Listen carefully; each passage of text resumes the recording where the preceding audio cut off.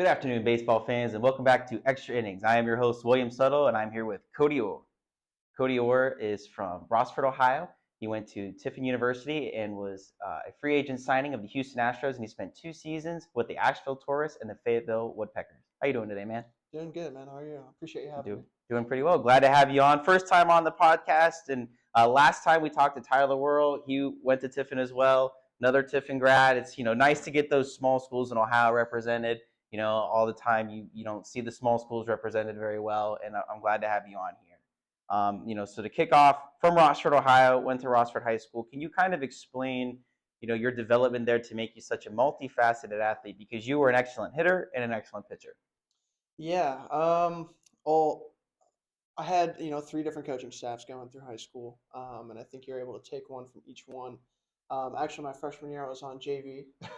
Hey, it's all right. So Start somewhere. I mean that kind of put a chip on the shoulder just to start it off. But baseball was my favorite sport growing up. Yep. Football was second, and I really loved the game. I was just very fascinated by it. Just tried to focus on the small little details, and just get as good as I could. I think coming into high school, I was one of the smallest guys. So I think the growth throughout high school, just height wise and strength wise, helped me a lot.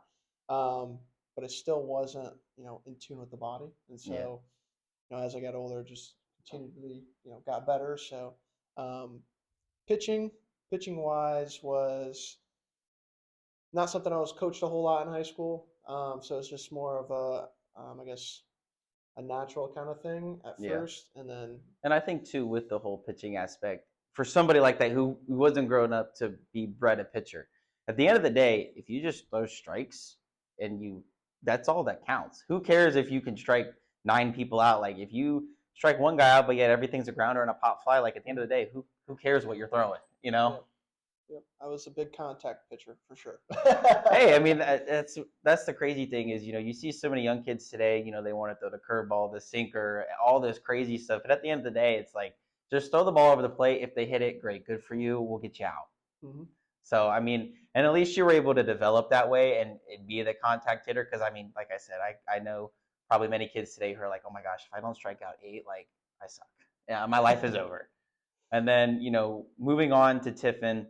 You carried that over from Rossford. You were able to be such a great hitter and such a great pitcher. How did it feel going out there? I know you don't think about this probably, too much, but you were such a dominant player. How did it feel to just be going out there like, hey, I'm not only going to strike you out, but then the next inning I'm going to hit a double. Like you can't stop me.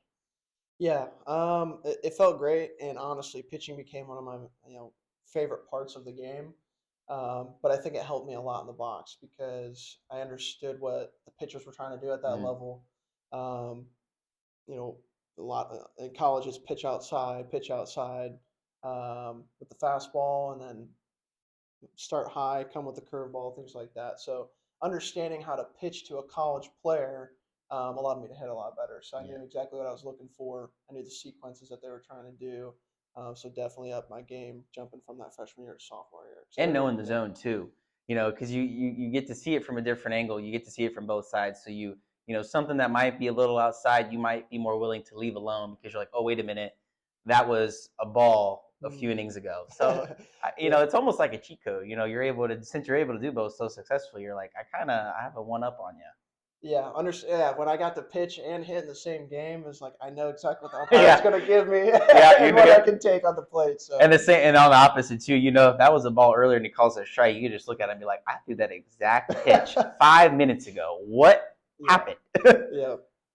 But then had a great career at Tiffin, and you weren't drafted, but you were signed in free agency by the Houston Astros. And for somebody maybe new to baseball or not completely aware of it, what does it mean to be signed out of college as a free agent? Yeah, so I mean that year was weird, right? Because they shrunk it to five rounds that year. So and they capped everything in free agency. So um, looking through it that year, it was kind of like, well, I didn't get drafted. Yeah, but like if you're signed as a free agent in a 5-round draft, you're basically a drafted player. Yeah. Any other year. So I think that was something that you just had to realize real quick, and just take the opportunity. I mean, coming from a small school, you take what you can get at that level. Oh, for sure.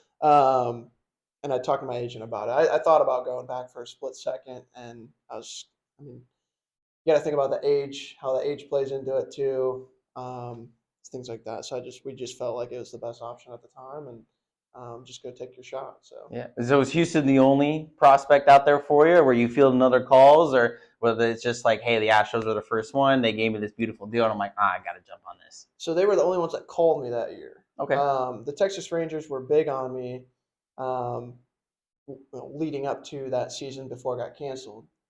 They hadn't had the opportunity to send a regional scout or whatever it was out to see me, and their rules are they have to have two different scouts, one on the broad spectrum and then one more focused in that area Yeah. to come see you. Well, they didn't have the opportunity because the season got canceled after the spring break trip. So, Yeah. so yeah, the Astros called me before the draft and said, "Hey, if no one else drafts you, we're going to go ahead and sign you. So just be ready." That's So, all awesome. right. I mean, hey, at the end of the day, you don't get drafted, and it's like, okay, I hope you hold on to your word, and they did and signed you. Yep. And then, you spent 2 seasons, Asheville Tourists, Fayetteville Woodpeckers. Did you get to learn anything that, was maybe a life lesson or just anything that you're saying, man, out of my young life, that was just such a great moment. I'll never forget it. It was a great experience. You meet a lot of different people, different countries, different backgrounds. So it's very interesting. Yeah, the culture Um, is, you get so many different cultures, food and language, and just, how they carry themselves. yeah, yeah. So it was great. It's funny because I felt like low A was harder than high A Really. because you have a lot of guys that throw hard, but they're wild, right? They can't Kind locate of very dangerous a well. little bit. Yeah, I definitely got hit a good amount. And then high A, they're a little bit, they locate a little bit better. Hmm. So they're on the strike zone a little bit more. So you can kind of play baseball how it was back in college, Yeah. right? Um, and then the higher you go, that's what everyone kept telling me too. Double A is even easier, triple A is even easier because they're all around the strike zone. So whether they miss or Yeah. not, they're hittable pitches. You know what I mean? True.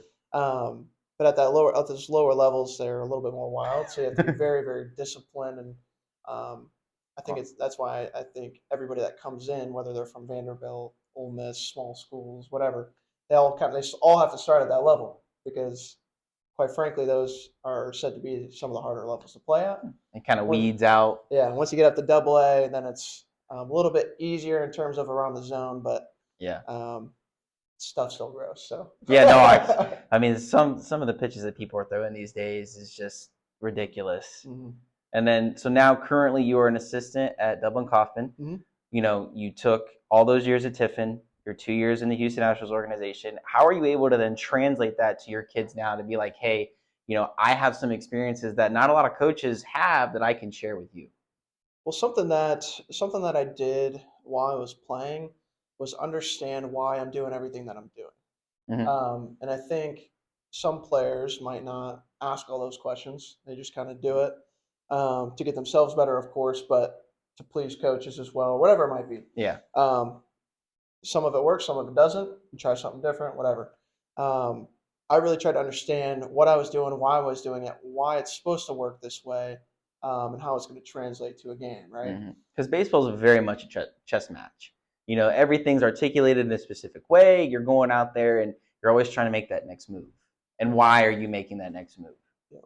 So I think as a coach now, seeing the other side, it's allowed me to understand, hey, we only have 10 minutes at each station because we only have an hour to practice, Yeah. OH, SSA, or SAA rules or whatever it is. Um, Now it's like, okay, I know what we're trying to do. We're going to do this drill. Here's why, and it's going to translate to this later. Hmm. Very simple. So it allows me to, talk efficiently to them, coach efficiently to them, and maximize that time that we have, and let them understand, like, hey, we're doing this now, and it might suck because it's really boring for 10 minutes. But in 2 weeks, when we go to the next thing, and you perfect this area a little Yeah. bit, it's going to help tremendously. And So, hopefully in a game, in a scrimmage, like it'll click.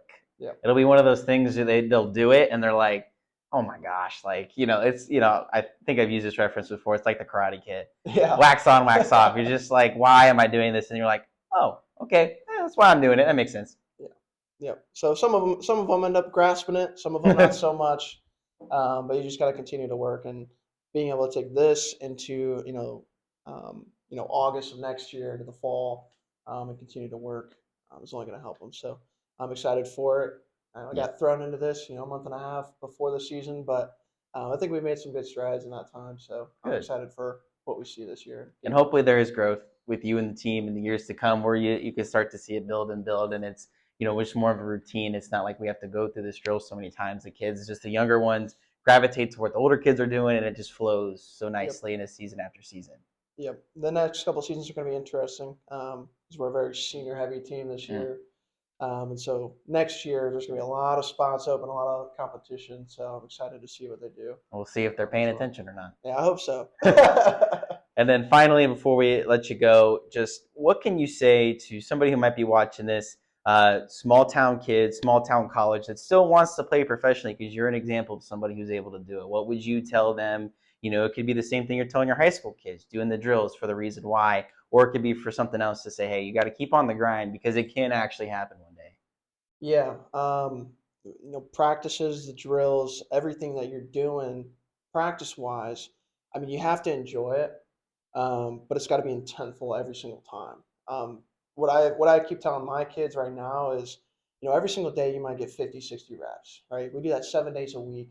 I mean, that adds up real quick. Yeah. And then you do that over months and months, 12 months and a year. I mean, you're talking about thousands of reps, Hmm. right? So if you're, missing out on 10 reps a day, I mean, at the end of the year, it's a tremendous amount Yeah. of reps that you're missing. That someone else is doing better than you and getting better, right? So being focused every single time that you go and do those things to continuously get better, and then you start playing in games. Maybe you realize you're one of the top guys on your team, things like that.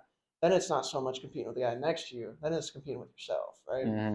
Start competing with yourself and the elite of the elite. You're going to make big strides. Yeah, Big because once you strides. kind of work with your small group, okay, you become number one there. Then you got to go find that next group Yep. to then get yourself better, and then so on and so forth. Yep. And then, all right, one last one, just kind of for fun. We're very close. Spring training just started right now. Who's your pick? World Series champions this fall. I mean, it's open in the air. There's so many good teams. You got the Dodgers spend all the money, the Yankees spend all the money, but you still got teams like the Phillies and the Diamondbacks who go to the wild card and make it to the World Series. Yeah, man. I'll be honest. I don't even watch baseball like that. I usually just watch the playoffs now. There is a um, lot of games. I mean, don't get me wrong. yeah, there's a lot. I don't know, man. I still think the Astros have a good shot. I mean, That's fair. they signed some big guys this offseason, and the young guys are just so good.